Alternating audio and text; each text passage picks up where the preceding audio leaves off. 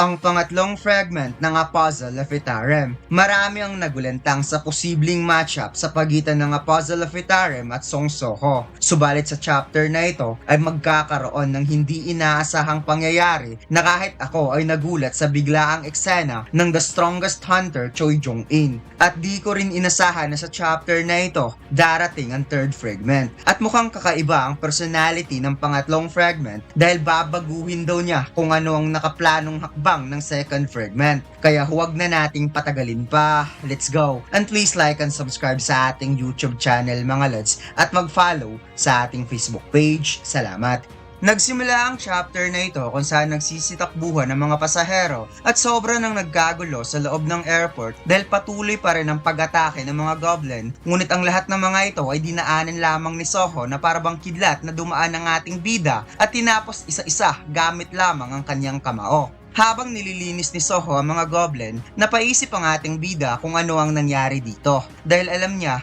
na hindi hahayaan ng Hunter Association na magkaroon ng dungeon break sa lugar kung saan magkakaroon ng napakaraming casualties. Kaya napagdesisyonan niyang uunahing iligtas at ilayo ang mga tao sa loob ng airport. Samantalang, ang Puzzle of Itarem ay kalmado lamang inoobserbahan ng galaw ni Soho at nakita niya na wala kahit kaunting pananampalataya galing sa Mistborn ang umiiral sa loob ng katawan ni Soho. Kaya na-realize niya na ang taong ito ay ni minsan hindi nakapag-consume ng Stardust at naramdaman din niya ang magic power ni Soho ay equal kay Lee Min-sung o mas mataas pa. Itinuon ni Soho ang kanyang kamay sa mga bangkay upang magsagawa ng shadow extraction. Natagumpay namang na-extract ng ating bida ang tatlong goblin at kaagad niyang inutusan na tulungan ng mga taong nahihirapang makapag-evacuate palabas ng airport. Subalit ang Puzzle of Itarem ay napadilat ang mata. Hindi siya makapaniwala sa kanyang nakita dahil ang nasaksihan niyang kapangyarihan na ginamit ni Soho kung hindi siya nagkakamali ay ang authority na ginamit ng Darkness which is ang Shadow Monarch kaya hindi siya makapaniwala na mayroon palang tao dito ngayon sa Earth na kayang gumamit ng Authority of Darkness. At na-realize din ng Puzzle of Itarem na may katuturan din kung bakit inatake ng nakamaskarang ito ang Hyena Guild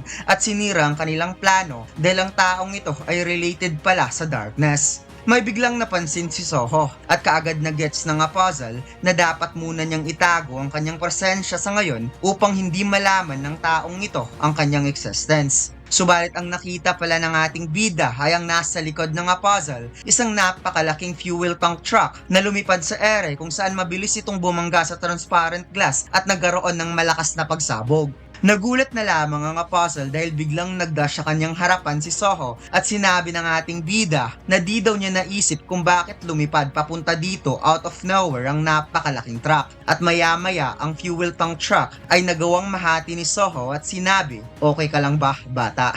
Na kung iisipin, hindi pa ginamit ni Soho ang band skill sa ginawa niya at walang gunlet ang kamao, he's just a masked guy with normal state. Biglang lumitaw sa harap ni Soho ang napakalaking Minotaur at habang sumisigaw ang monster, napakamot na lamang sa ulo ang ating bida na parabang naguguluhan si Soho kung bakit nagkaroon ng Minotaur dito kaya napatanong siya kung ito ba ang boss ng mga monster. Naramdaman ni Bero na mayroong energy of Itarem ang monster na ito. Kaya na-realize ni Soho ang pagkakaroon ng dungeon break ay kagagawan ng Puzzle of Itarem. At napatingin si Bero sa kabilang side dahil mayroon siyang napansin na bata kanina ngunit nawala na lamang ito bigla. Kaya naisip niya na baka nag-i-imagine lang daw siya. Ngunit ang hinahanap niya ay nasa likod pa rin, lumipat lang sa kabilang side. And I guess nakaramdam ng familiar energy si Bero kaya niya ito napansin. Nagsagawa ng pag-atake ang Minotaur towards Soho, ngunit alam naman nating hindi nagpapatalo ang ating bida kapag suntukan ng labanan at lahat daw ng stats points na nakuha niya nung umabot siya ng level 35 inilagay niya sa strength na makikitang nasa 77 points na ang strength ni Soho kaya ang salpukan ng kanilang kamao ay nagkaroon talaga ng good matchup since malakas din ang punching power ng Minotaur. Napaisip ang Puzzle of Itarem kung ginagawa ba ito ng nakamaskara para iligtas siya dahil inisip nito na siya ay isang young human child although nakakagamit daw ito ng Authority of Darkness subalit ito daw far away weak compare sa tunay na darkness na nakaharap niya. However sa ngayon hindi pa niya matukoy ang tunay na potensyal ng taong ito. Samantalang hindi na nakaporma ang Minotaur at patuloy na itong binugbog ni Soho hanggang sa tumama sa mukha ang napakatinding sipa na nagpayanig sa monster. Habang pinapanood ng Apostle of Itarim ang laban, naisip niya na napakaswerte daw niya sa pagkakataon na ito dahil ngayon mismo tatapusin niya ang taong ito. Subalit ang hindi niya napansin na mayroong infamous someone na dumating na napawi ka, late na yata ako, at gusto niyang tapusin kaagad ang trabahong ito.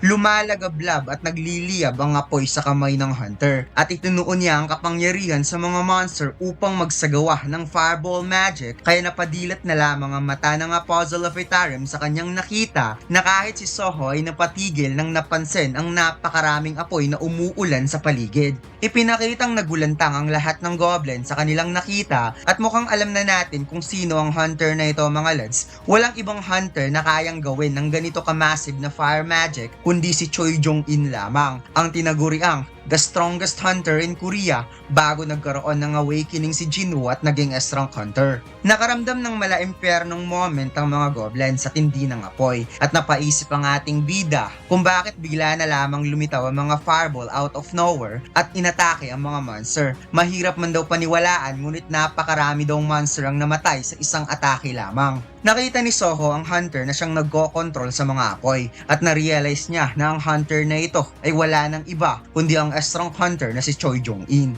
Napangiti si Mr. Choi nang nakita niya ang Minotaur na nakayanan ng fireball na pinakawalan niya at na-realize niya na mukhang matigas talaga ang monster na ito. Kaya sa pagkakataon daw na ito kung saan parang may inipon na apoy sa dalawang palad ni Choi Jong-in at unti-unti niyang hinila ang isa niyang kamay na para bang gagawa siya ng creation magic bow with flame arrow towards Minotaur, ngunit hindi nagpatinag ang monster dahil bigla itong tumalon upang magsagawa ng pag-atake kay Choi Jong-in. However, parang hanggang dito lang magtatapos ang buhay ng monster na ito sa lakas ng flame arrow na makikitang sapol sa kanyang mukha ang ataking ito. Tumagos sa gusali ang atake sa sobrang lakas ng flame arrow at di ko naisip na ganito kalakas ang ataking ito dahil literal talagang tumalsik sa napakalayo ang Minotaur na para bang binala siya ng kanyon, kala ko masusunog lang siya. Ipinakitang nagkaroon ng malaking butas ang gusali at unti-unti niyang inapula ang apoy sa paligid kaya napawaw ang mga tao nang nakita si Choi Jong-in na isa talagang maaasahang hunter. Napansin niya na parang biglang nawala ang batang nakita niya kanina at nagtataka siya kung bakit ang hunter na nakipaglaban nung hindi pa siya dumating ay bigla na lamang umalis at hindi man lang siya pinasasalamatan. Samantalang si Soho ay napabuntong hininga at nagpapasalamat siya na dumating si Choi Jong-in dahil nagkaroon siya ng chance na makatakas upang hindi ma-expose ang kanyang identity. Naisip rin ni Soho ang pagiging active ngayon ng Apostle of Itarim at gumagawa ito ng hakbang na hindi napapansin. Kaya di talaga siya makapaniwala na inatake nito ang mga civilian sa lugar kung saan maraming tao. At heto na nga mga lods ang pinakamaangas na pwede mong suotin sa Christmas party ngayong December, ang Speed Kingdom t-shirt. Isa ka ba sa fan ng Socrates family? Ito na yung chance mo para maging member ng Speed Kingdom. Well, ang front design natin mga lods ang Black Clover na kulay purple na mas pinagandahan natin. At syempre ang back design, ang Speed Kingdom na sobrang simple subalit napakaangas. Maangas talaga to mga lods dahil ito ang palagi kong sinusuot lalo na kung pupunta ako sa mall or vacation dahil hindi lang maganda at simple, lumilitaw talaga ang tunay na kulay. Available ang design na ito sa ating Shopee store at TikTok shop. Ang link ay nasa comment section. Ipinakitang unti-unting bumabalik sa normal ang pulang kalangitan dahil sa ataking ginawa ni Choi Jong-in. At pagkatapos, lumipat ang eksena sa gusaling pinagtataguan ng Apostle na para bang siya ay napamuni-muni at inisip pa rin ang nangyari kanina. Napansin niya na may gate na biglang lumitaw sa tabi niya at nagkaroon nito ng napakaliwanag na ilaw sa gitna at bigla itong nagsalita na wikang "Long time no see, second fragment." Sinabi ng Apostle na sa wakas dumating na ang pangatlong fragment at bago niya ibigay ang katawan na ito, gusto niya munang bigyan ng kaunting briefing ang third fragment na ang mga tao ay mayroong tinatawag na hunter. Ito daw ay mga living organism sa mundo na nagpo-possess ng magic power at mayroong mga nilalang na kilala bilang a strong hunter na nagpo-possess ng immense magical power at dapat silang mag-ingat sa mga hunter na ito at mayroon ding variable na dapat nilang ma-eliminate kaagad. Pinatigil ng third fragment ang second fragment sa pagsasalita at sinabi na titingnan niya ang memory ng katawan pagkatapos niya itong ma-obtain at ang ibang mga detalye. Sa ngayon, tapos na daw ang duties ng second fragment at oras na para i-absorb niya ang second fragment base sa kanilang naging plano. Hindi nakasagot ang second fragment na para bang napakalalim ang iniisip niya kaya napatanong ang third fragment kung ano ang problema ng second fragment. Nasagot naman ito, wala lang naman. Iiwan niya na ang lahat sa third fragment. Paliwanag niya na nakaramdam siya ng kalungkutan dahil mawawala siya sa mundong ito bilang may panibagong personalidad na magte-take over sa kanya. Subalit hindi naman daw nakakatulong ang feelings na to dahil after all, ang pagtupad ng kagustuhan ng kanyang Panginoon ang pinaka-top priority sa lahat dahil ang lahat ng ito para sa kapakanan ng kanilang creator kung saan kinuha ng apostle ang pangatlong fragment at ipinasok sa loob ng kanyang katawan na makikitang nagkaroon ng napakalakas na liwanag na kahit sa labas ng gusali, umapaw ang liwanag ng Pasko. Liwanag ng third fragment. Nagkaroon ng itim na usok na parabang naghalo ang pula at dilaw na mana sa paligid kung saan ipinakita ang dalawang paa ng apostle na tuluyang lumaki at naging binatilyo na parabang nasa around 20 years old ang edad ng Apostle of Itarim.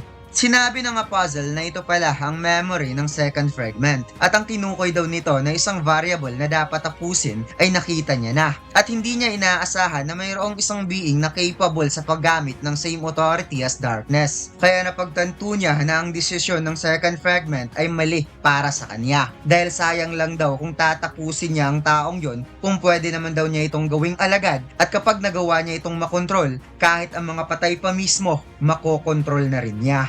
At dito lang nagtatapos ang ating kwento mga lods. So huwag mo sanang kalimutan mag-like, comment at mag-subscribe sa ating YouTube channel at mag-follow sa ating Facebook page. Salamat!